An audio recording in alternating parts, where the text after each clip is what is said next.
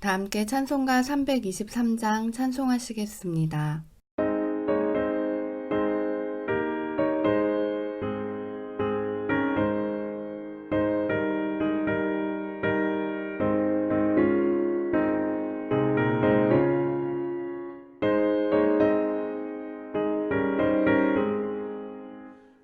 부름마다 나서니모 어디든지 가오리다. 괴로우나 즐거우나 주만 따라가오리니 어느 누가 막으리까. 죽음인들 막으리까. 어느 누가 막으리까. 죽음인들 막으리까. 아골골짝 빈들에도 복음 들고 가오리다. 소돔 같은 거리에도 살아가고 찾아가서 종의 몸에 지닌 것도 아낌없이 드리리다. 종의 몸에 지닌 것도 아낌없이 드리리다.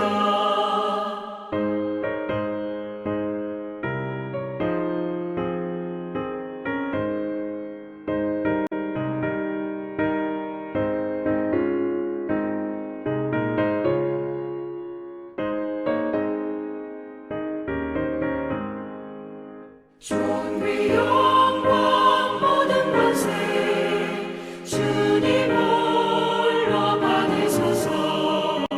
멸시천대 십자가는 제가 지고 가오리다.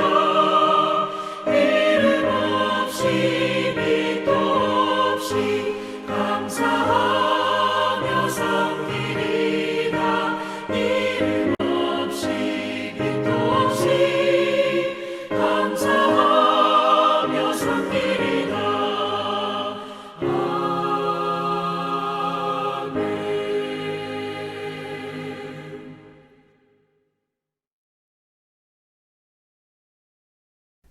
오늘 우리에게 주시는 하나님의 말씀은 빌립보서 2장 19절부터 26절 말씀입니다.